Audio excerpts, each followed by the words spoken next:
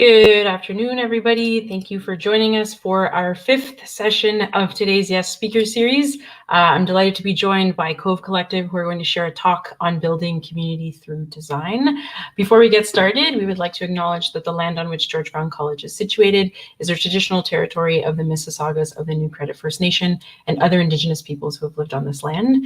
Today, the meeting place of Toronto is still the home to many Indigenous people from across Turtle Island, and we're grateful to have the opportunity to work in the community and on this territory.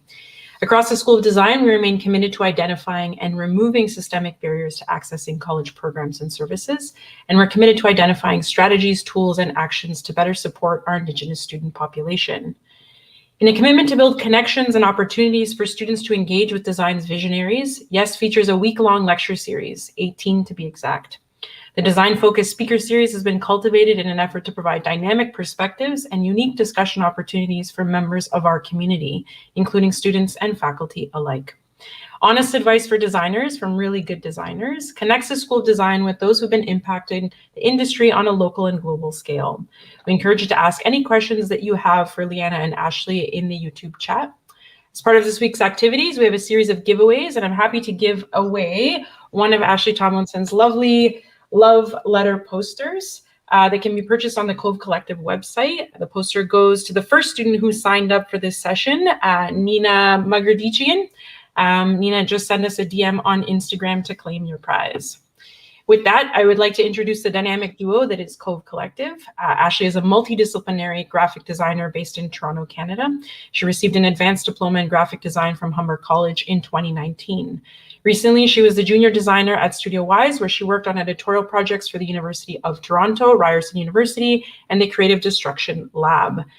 Leanna is a George Brown College alumni, which is always nice to hear, from the event management program, currently working as an event planner in the nonprofit sector for Two Spirited LGBT+ organization with a background in retail events such as product launches, sponsored and influencer events, vendor markets, and trade shows.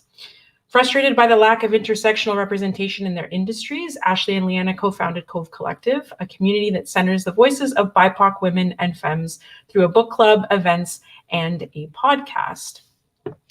Moderating the Q&A session portion of today's talk is second-year graphic design student Christy Jones. Christy is passionate about visual communication and social justice. Prior to joining George Brown College, they completed a Bachelor of Journalism from Carleton University and gathered administrative experience in the nonprofit sector. Going into her thesis year and beyond, Christy hopes to merge her interests and experience to create work which is socially impactful. Welcome, Christy. With that, I would like to now turn it over to Cove Collective to get their presentation started. Thank you so much, Anna, for that awesome introduction. My name's Ashley Tomlinson. And I'm Leanna. Hi. And welcome to Building Community Through Design with Cove Collective. So today we're going to talk about a brief history of our backgrounds, showing you how to collaborate with other industries and branch out of design. And lastly, how to take that design to the next level and build a community. So a little bit about me. As you can probably tell by now, I am not a designer, but I'm going to be talking a little bit more about how you can use your skills to branch out and collaborate with other industries. So I used to be a makeup artist. I did work at Sephora full-time, as you can see in that little group photo of me on the bottom, but I also did a lot of freelance, mostly in bridal fashion and photo shoots, that type of work. And it's through working in cosmetics that I really kind of discovered my love and passion for events. I got a lot of experience in trade shows, industry workshops, and eventually that kind of led to me going back to school to George Brown. So there I am, just a couple of years ago at George Brown in the event management program, where we learned a lot about event design. We were able to put on some events at school as well, which was awesome. And it also led me to my internship with Pride Toronto, which is where I currently work. So now I'm the programming and events manager at Pride Toronto, where I have the pleasure of working with basically every queer and trans artist in the city, which is amazing. And I also produced the Pride Toronto podcast. And the little photo at the bottom is an example of what we did last year. After COVID hit, we had to pivot to a virtual festival, and that was the LED studio that we produced our parade from. And that is me in a nutshell.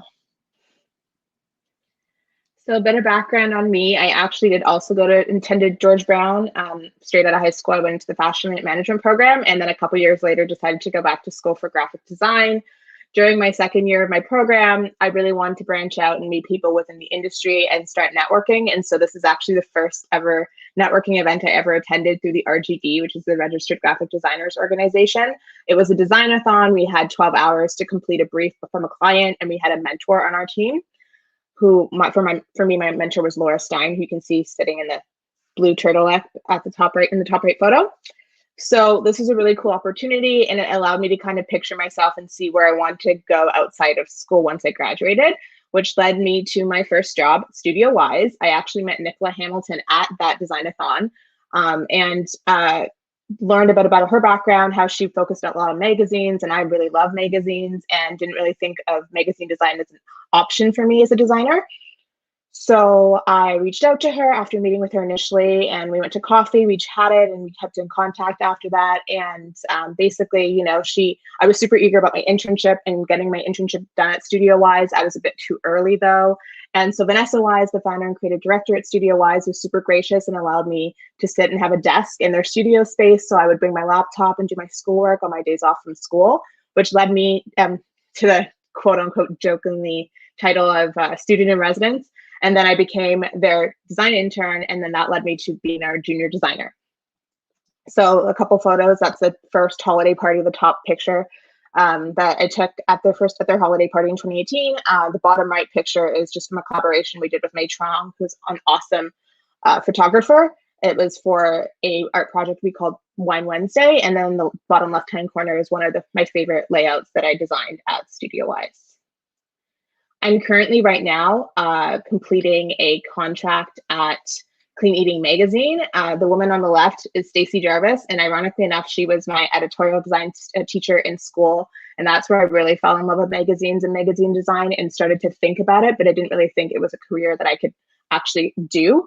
And so last fall, she and I just happened to email each other, and I found out that her graphic designer was going on maternity leave, and so I applied for that position. So right now, this is the first cover of the first Clean Eating Magazine issue that I've worked on, which is super awesome. Which leads us to why we created Cove Collective. So for me personally, I just felt that there was kind of a lack of diversity when it comes to mainstream events in Toronto. So as somebody who's queer and a person of color, I found that I was often having to choose between my identities in the certain spaces that I was in. Specifically with queer events in the city, I find that a lot of them are centered around alcohol. And I really wanted to go to other spaces. And I attended some kind of big book club related events, and they were very white and very hetero. And I just had this idea that I wanted to create a space for people, for women of color specifically, of varying identities where they could come together. And I was having lunch with Ashley one day, and she kind of brought up this idea of wanting to create a space for Black women designers because she felt that there wasn't enough diversity in the community and that Black women needed support. And I just thought, why not expand on that a bit more? Because I'm looking to create kind of a similar space. And that was really my motivation behind Cove. Yeah, similar to Leanna, when I was in school studying graphic design and starting to think about my next steps once I graduated, I was looking outside into the industry.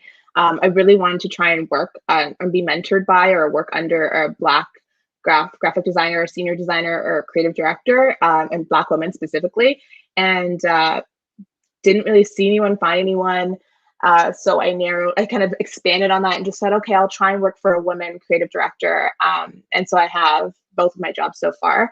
But again, I knew that there were BIPOC creatives out there, and Black women creatives out there. I just wanted a way to connect with them. So that is how Cove kind of evolved and became this awesome community for BIPOC women. So obviously when you launch a brand, you need a brand design. And so that was what I did last summer. Basically for Cove, we really were truly inspired by imagery of actual coves. So that are spaces that are, you know, contained, but are still connected to the ocean. They're very beautiful. So the color palette was pulled from a lot of photography of coves themselves. And we kept the logo type pretty simple. I love the sans serif logo type, and we wanted it to be a little bit more simple, but still cohesive. So that is how, you know, this color palette and this logo came to be, and then evolved into, you know, the business cards, which I'm a huge fan of. We have them printed in one colorway, but I love that I decided to mock them up in all the brand colors because I just like to see them all come together. And this brings us to kind of the main part of our presentation, which is how can you find collaboration opportunities and kind of branch out of the traditional realm of what a career in graphic design could look like. So we put together this diagram for everyone. We did create a workbook as well that we are happy to share via email to everyone who registered. So the top part of this diagram where it says career is kind of would be for you graphic design. Hobbies and interests, so anything else that you might be interested in, and then other skills. And the other skills section is really any other skills that might come naturally to you. And kind of where those passions combine is where your opportunity for collaboration is. And so Ashley and I filled it out to show you what that looked like for us. So for me, I am an event planner. I love to read. I'm into advocacy. I love listening to podcasts, and other skills that come naturally to me are storytelling. I'm very business oriented, and social media.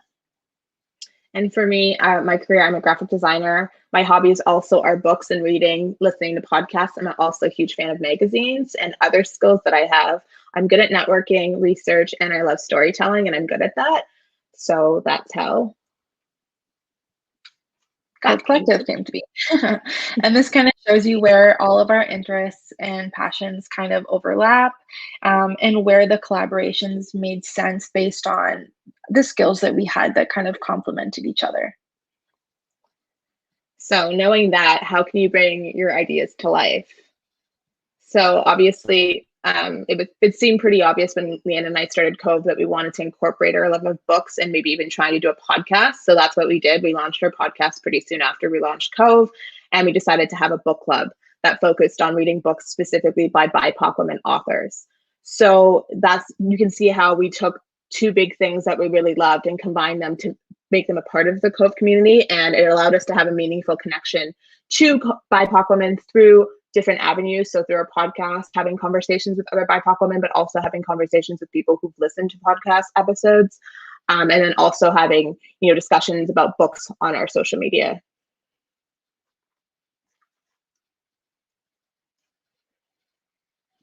How do you use this to build community? So for us, a couple months into having our book club, we originally only had, we would post what our book was for the month, and then we would record a podcast at the end of the month to be released about what we thought of the book. And then a couple months ago, Leanna had a really great idea, two really great ideas, actually. One was that she wanted to open up our book club to have an actual virtual meetup so that people could come in and have deeper conversations. And the other option was that we could for each month, each of us would pick a book, and then we would put them on Instagram and let our followers pick and decide. And both of those have led us to having really engaging conversations with people within our community. So on the left-hand side is an example of our discussion points that we send out to attendees of our book club discussions, just to kind of a jumping off point for our conversation and a way for us to kind of get into talking about the book. And then on the right are just some examples of Instagram posts that we have used that are related to both our book club and our podcast.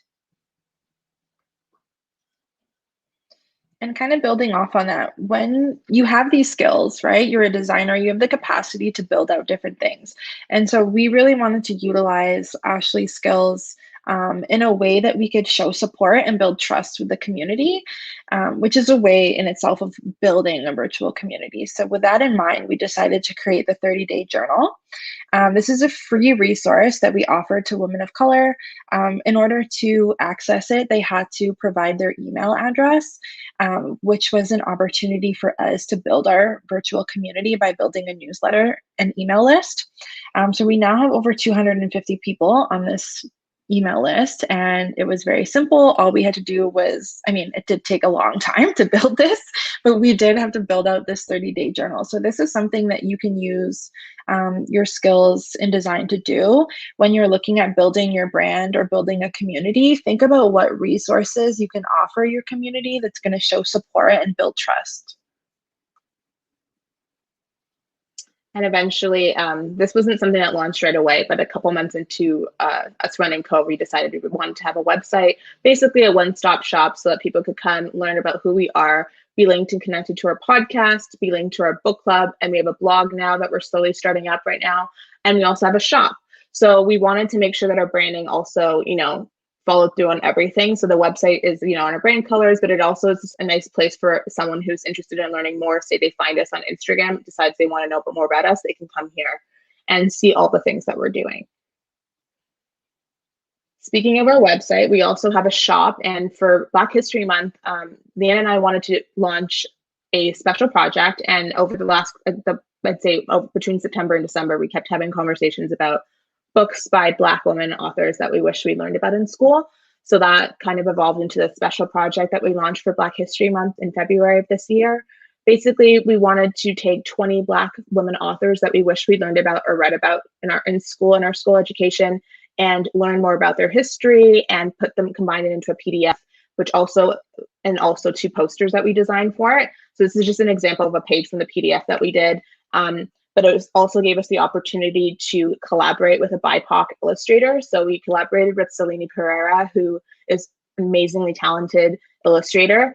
And she illustrated these 3 women for us from the book. It was a really hard decision, but she illustrated Jessie Fawcett, Gwendolyn Brooks, and Octavia E. Butler. We wanted to highlight 3 of the women and pull them out and have a visual element for the PDF. And we used our brand colors, and it just came together so well. And yeah, we're obsessed with these illustrations.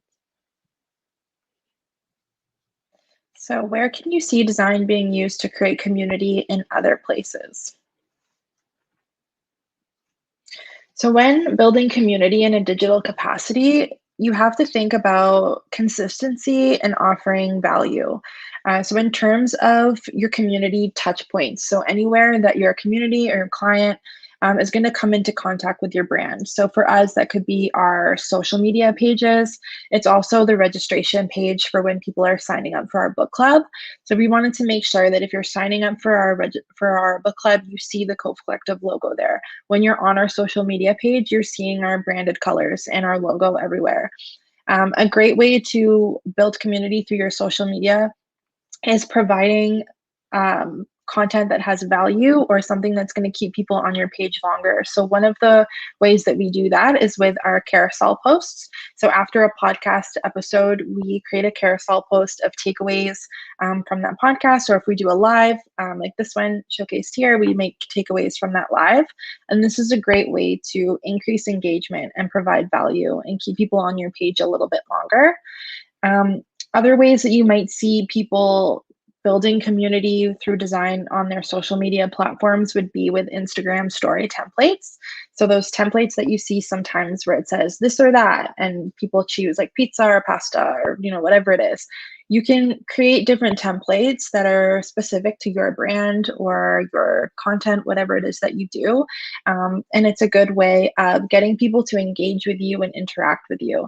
And ultimately, all of these things are about offering value and building trust, because that's how you build community, especially in a digital capacity. What makes up your brand? It's a really big question. So for Cove Collective, we have 4 main categories: our book club, our podcast, our website, and our Instagram. But we have these pillars and these intentions behind the Cove Collective brand that we wanted to make sure that we were communicating through them. So it was storytelling, educating people, building a community, and inviting people in and trying to entertain them in that way. So this is a good way of breaking it down to see how we're doing those things through our different pillars. So through the book club, it might be different than through the website versus the podcast, but we're still as a whole collective coming together and doing these things and making sure that's what's leading our brand forward. Yeah, so basically exactly what Ashley just said. Everything that we do through our different avenues, so our podcast, our website, book club, and Instagram, come back to our main values, which are education, community, and storytelling. The only place where you see that that's a little bit different is under the Instagram, but I believe Ashley kind of mentioned it, which is the invite portion and entertain. So we want to make sure that we're inviting people through our social posts by asking them to come to our next book club to listen to a new podcast episode. We want to make sure that we're entertaining people. So whether that's creative reels that we're posting or like funny Instagram stories. And then we have the education piece. So you really want to think about how you can embed your values in the different avenues that you have in your brand to show consistency and, again, build trust and build community. So this is a blank template that anyone can use. It's going to be included in the workshop, but it just helps you kind of break down what you want to get done with whatever project you're working on, whatever brand that you're creating. And you can use it to kind of help build that out and mind map it out. So to recap, that space that combines your hobby, skills, and career is where you have an opportunity to collaborate with other industries. Build community by providing resources and consistency in your brand or project. And then you want to make sure that you're staying true to your brand and continue to build by mapping out your core values and brand pillars. Thank you, GBC. Yeah, so thank you for having us. We're really honored that we were asked to be here. I think I mentioned at the beginning, we created a workbook, so we're happy to email that out to anyone who registered, which provides blank templates of everything we've gone through. And feel free to stay in touch with us. Our Instagram and everything is at the bottom. We are covecollective.to on Instagram and Cove Corner anywhere that you listen to podcasts.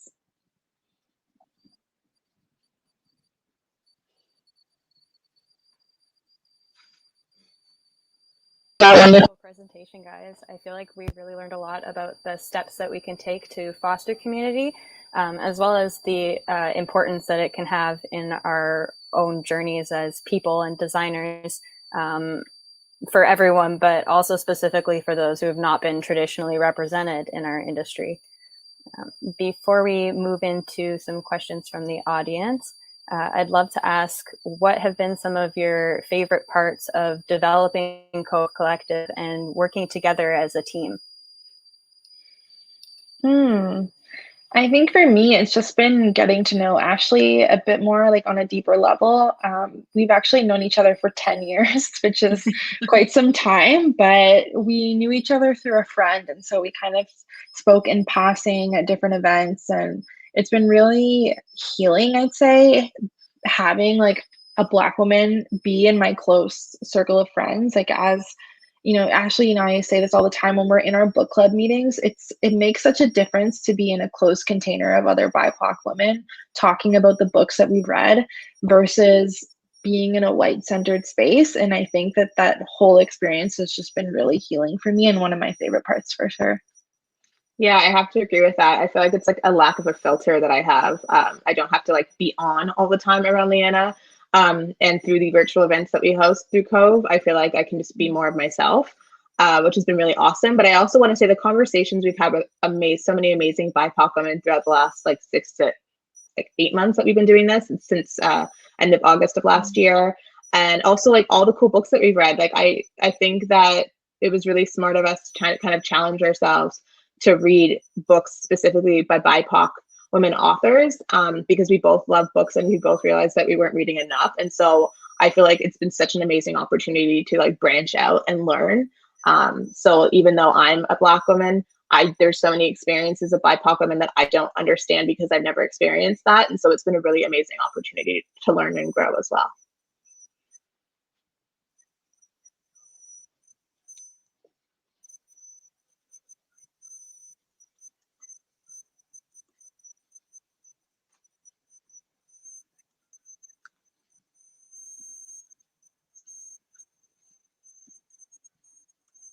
That's wonderful to hear. It's unfortunate that that wasn't a space that previously existed, but I'm so glad that you were able to create that space for yourselves, and that you're continuing to expand to other groups within the group of within. Have any advice on how spaces such as your own can expand and be inclusive of other voices, other marginalized voices, so that they're included in the conversation?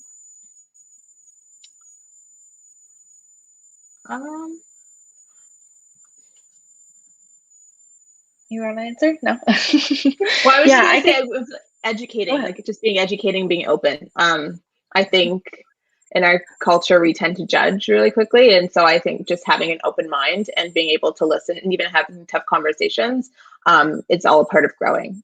So yeah, Mhm. that was my I would answer. say it's also about explicitly stating that you're an inclusive space. So people can, you can claim to be an inclusive space, but unless you are actively vocalizing that, people aren't going to know. Like as a queer person, like maybe I'm not going to go somewhere unless they explicitly state that they're a safe space for queer people.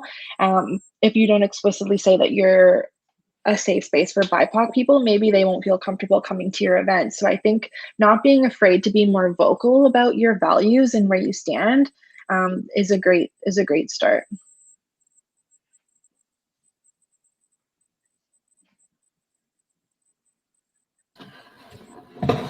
I don't know if it's just me, but And I feel on like I that can't note, move to see. as students, I think many of us are still working on our. Oh, am I cutting out again? Yeah, we're losing you a bit. We start and then we can hear you and then we can't hear you. My apologies. I'll try to move forward, and then if you'd like to jump in if I lag again. Cool. Sounds good. Go for it.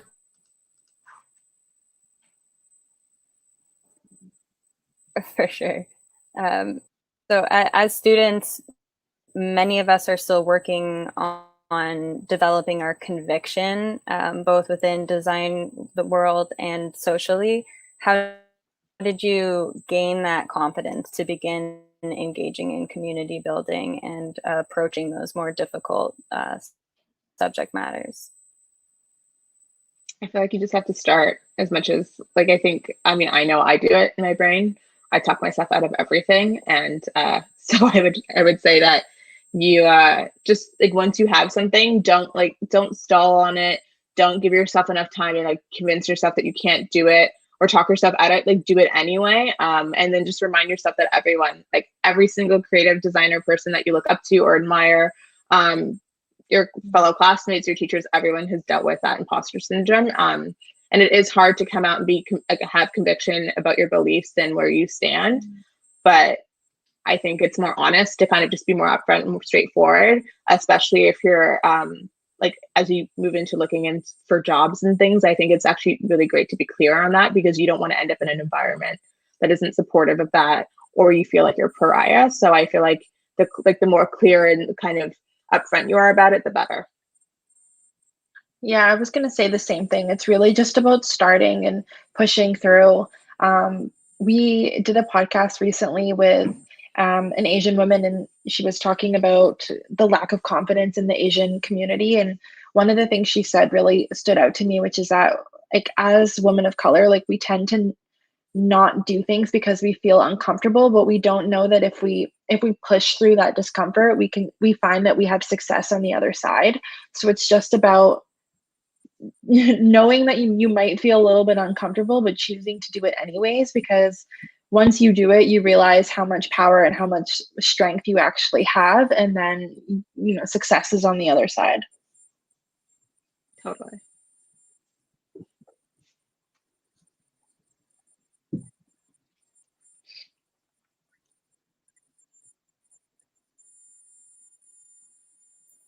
Yeah, that's a very wonderful way to think of it, and definitely something that I think that people can bring forward.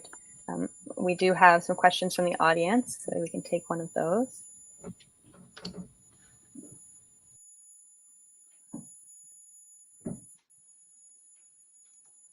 Great question. So how did we find the resources and books that we share?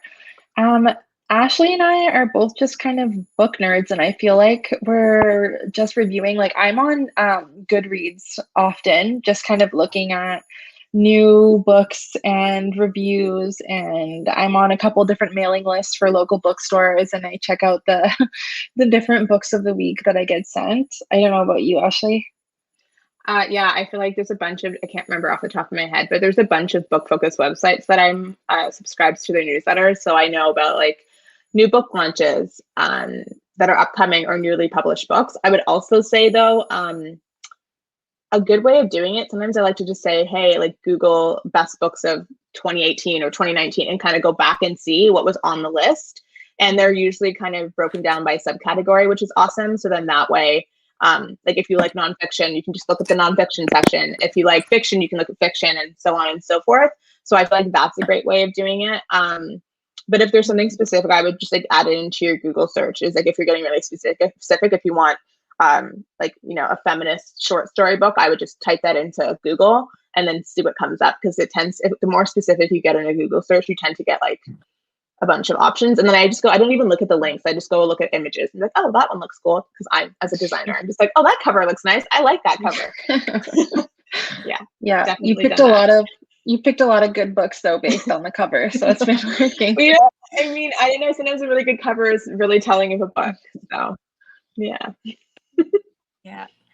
Sorry for my jumping in and out. That's okay. Connection issues, but I caught the end of that response. I think that's great advice. And even it's clear to me that you guys have been great at gathering those resources, specifically thinking about a love letter to the forgotten Black women, writers and storytellers. The works that you put together, while some of them more popular, some of them, you know, as someone who I thinks of herself as into literature, you know, it never crossed my path. And it's unfortunate that we're not seeing those things in traditional education spaces, but great to see that those are things that we're beginning to push forward and we'll hopefully see in regular spaces soon as well. Did we have another question from the audience? I'm not sure. So Andreana's asking, as you were entering these spaces that tend to exclude BIPOC people, how do you remain motivated knowing that you have to work a bit harder to get your seat at the table? Ooh, that's a good one. I mean, for me, I think that was always in the back of my mind when I was still a student. But I just kind of randomly decided that, and I think halfway through my program, that I just wanted to put myself out there. And so without thinking about it, I was just making connections. And so I think try not to focus on the working harder part, just try and focus on being who you are and trying to figure out where you see yourself within the industry, and where you see yourself right now. Reach out to those people, cold email them, slide into their DMs on Instagram, be professional, but like, you know what I mean? Or respond or engage with them in some sort of way, because I feel like that's how you make connections, especially now. I mean, everyone's kind of, we're all kind of virtually chatting now. That's kind of the new norm. And I think organically you'll figure out where you feel most comfortable. But I would say, like, you know, if you come across a place or person or something that forces you to kind of have to really justify why you're there, and maybe think about finding a new place. Maybe that's not the right place for you. Yeah. Because that's a lot of, that's energy draining to have to fight for, you know, fight for your spot that you deserve. It is, and it can be disheartening at times, but I find it's been great having Ashley and having these meetups that we have once a month with other women. And I think if you're able to kind of lean on your community a little bit for support and for advice, like that's always helpful. Yeah. I mean, I would also say if you have any BIPOC friends or a fellow BIPOC creatives that, you know, maybe like Leanna said, lean on each other. Because I think also there's something about having similar experiences within a specific industry that can help you feel less alone and supported, versus just feeling like you have to deal with something by yourself, or like you're all by yourself and no one's there to kind of hear your side. So yeah. And I guess the last thing I would add is also just kind of knowing that it's not impossible. So even if it is going to take a little bit longer or it's a little bit extra work, know that success is there waiting for you. You just have to keep going. And on a similar note, you touched on it just a moment ago about maybe it's not the right space for you to join if you find that they're really pushing back in that way. For our new graduates who are going to be joining the workplace and looking for new communities, do you have any advice on how you can kind of suss out the vibes of a new space and make sure that their values are fitting in with yours? Ooh, that's a good one. I would say, first off, if it's an organization, I would maybe just see what they're doing on social media and like their website, just kind of get an idea of their brand. But then I would say maybe try and find who works there and just kind of see like, like maybe their personal websites or like their design websites or what have you. I feel like that's kind of a cool way to get to know someone. But then also like there's only so much you can know by looking at someone's, Instagram page or looking at their website. So I would also say like reaching out, just like trying to make a connection. And again, like don't sweat it if someone doesn't respond back to you, because people are busy. So like if you don't hear from someone after a month, I would reach out again and just say like, hey, I'm super interested, and just like give a reason why you're reaching out. And it'll help you feel like a little bit more understanding. It can be like a way to ask someone about their experiences at the places that they've worked at.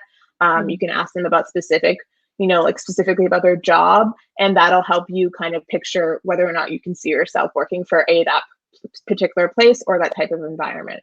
That's super helpful. Yeah, I was going to say something similar. You could always just go on LinkedIn and search the name of the company and see who works there, but it'll also show you who used to work there.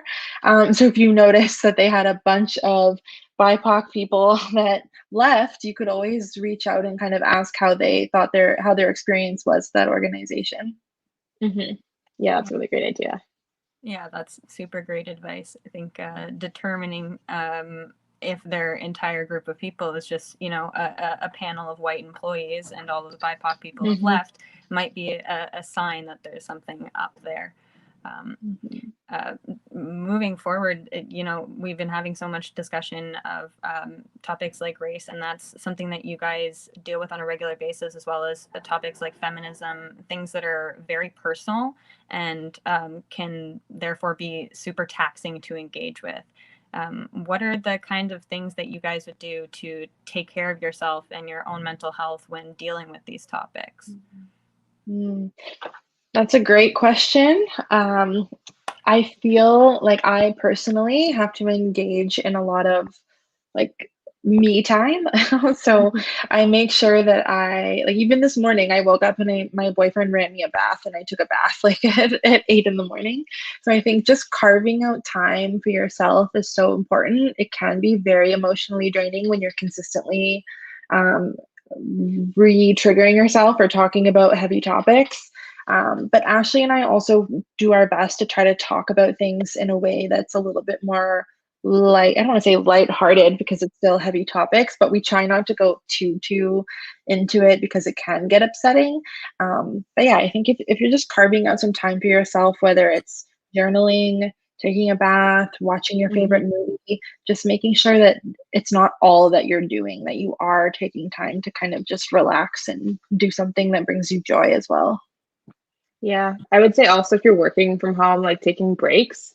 And like Leanna said, even if it means you have to schedule in a bath, like just schedule that stuff in, because quite frankly, you can be like, have all the intentions to take that time for yourself, but then the day goes by and you're like, oh, I'll do it this weekend. And the weekend comes and goes and you don't. And then it's like next week and then it never happens. Like I have definitely done that before.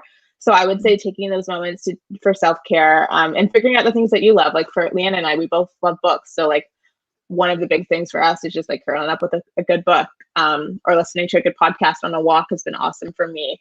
A good way to catch up on my favorite podcast episodes, but also get outside and getting some fresh air. So I would just say, it's pretty personal to each individual, but definitely know what makes you excited and happy, and don't punish yourself. Make sure you give yourself those things to kind of have a good balance.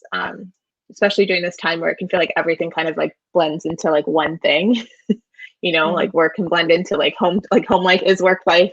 Like what's the difference at this point? You know what I mean? So yeah, those moments. And I also would say like, I try and cut back on my screen time at certain times in the week, put my phone away, or, don't automatically go into social media, which is a bad habit I have, all the time. But yeah, those are good ideas, I would say. Yeah, I think I'm glad to hear that you guys have some tasks in place. Baths are definitely a great one to have up there. And you touched on some really good points, Leanna, just what you were saying about even within Cove, kind of having that line of, still being happy and positive while working on it. And it's a good message to everyone to set those boundaries for yourself so that you don't push the line. You can still engage with the subject matter without overdoing it for yourself. Totally. And I believe we have a couple more questions from the audience.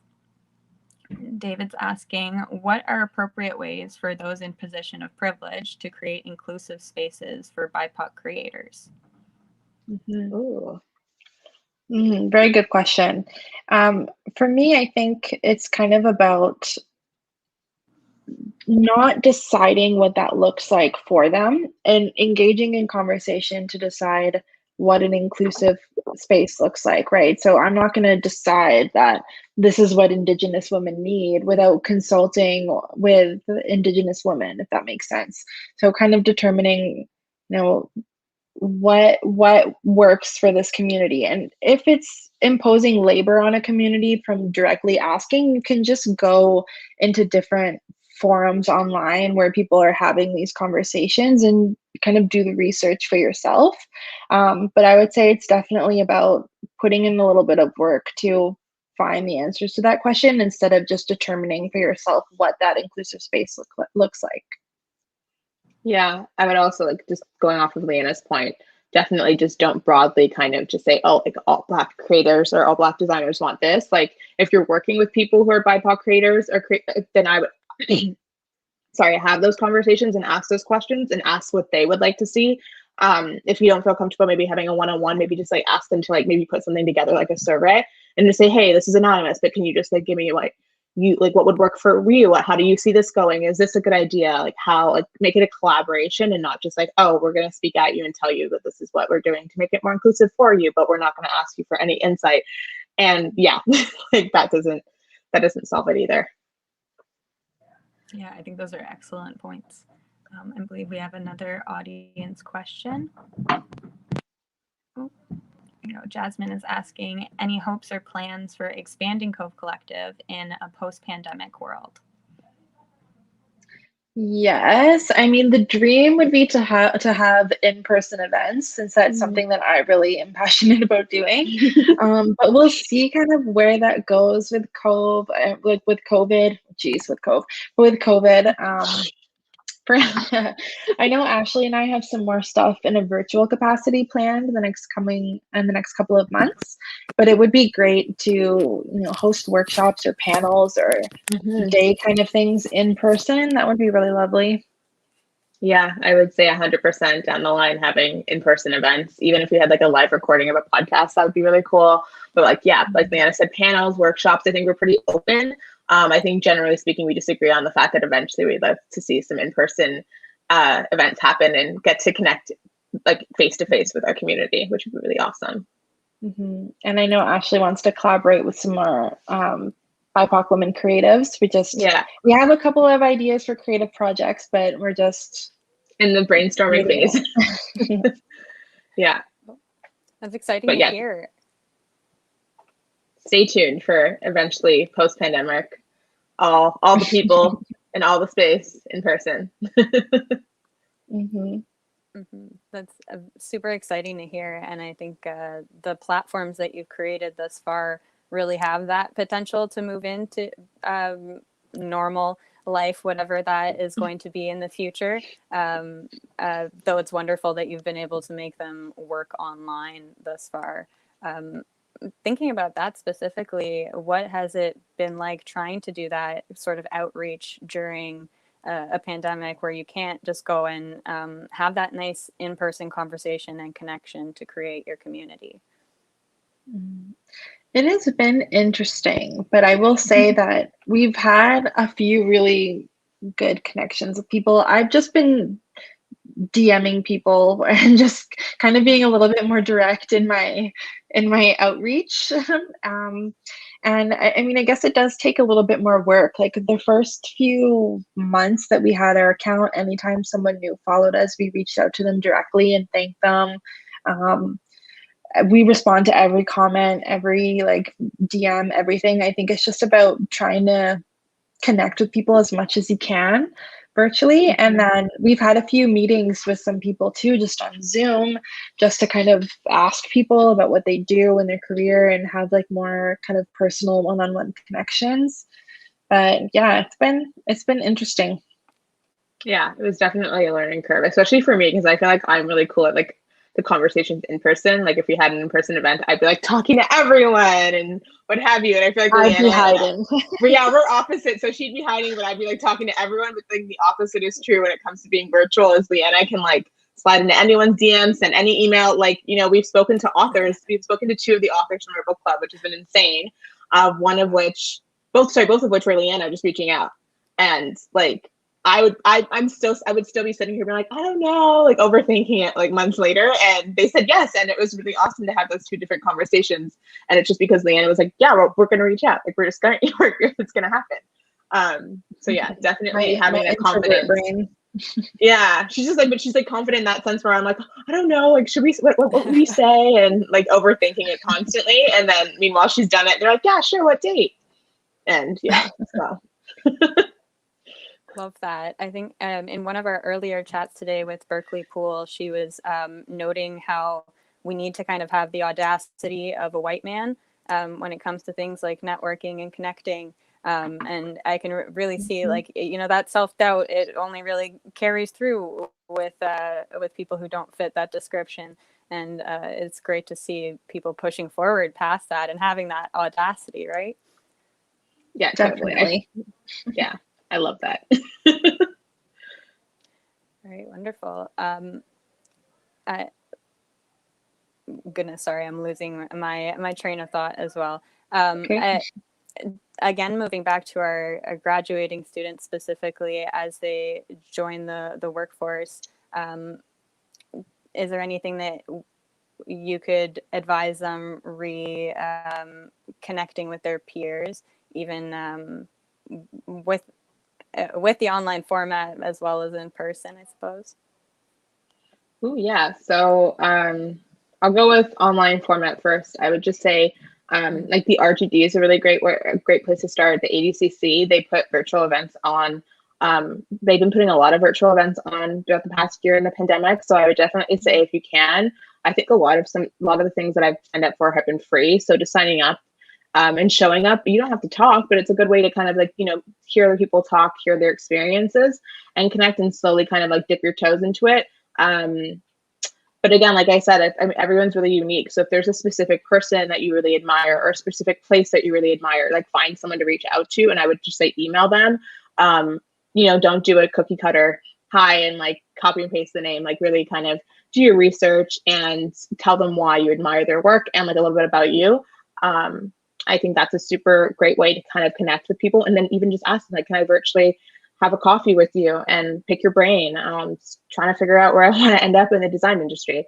And then also in person, I would say also just like attending events is just like a great way of meeting people. If that's a bit nerve wracking, then again, like reaching out to people individually and asking them to coffee is a great way to meet people. You could even just say like, hey, would you mind reviewing my portfolio for like 20 minutes?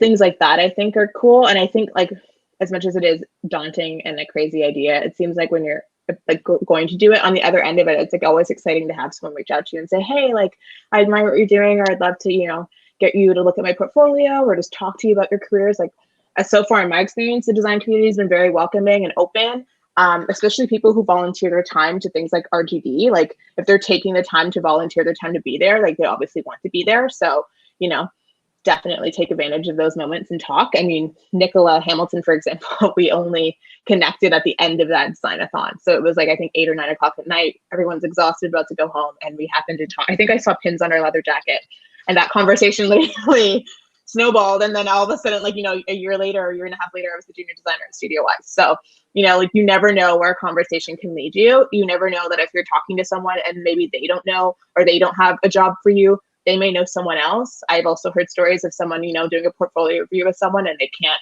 they don't get a job with that person, but then the person hears about another job and says, hey, I saw this person's portfolio, you should reach out to them. And like those things happen. So that's my spiel. Yeah, the things I would add is one, I guess I would say that LinkedIn is your friend. My partner's a huge fan of LinkedIn, and I've only just started using it more frequently, but you'd be surprised how many people don't utilize it as much as they could be. So don't be afraid to look at people in your industry and message them. I've reached out to multiple event planners just to ask them how they're coping during this time, how they've been managing to transition into virtual events.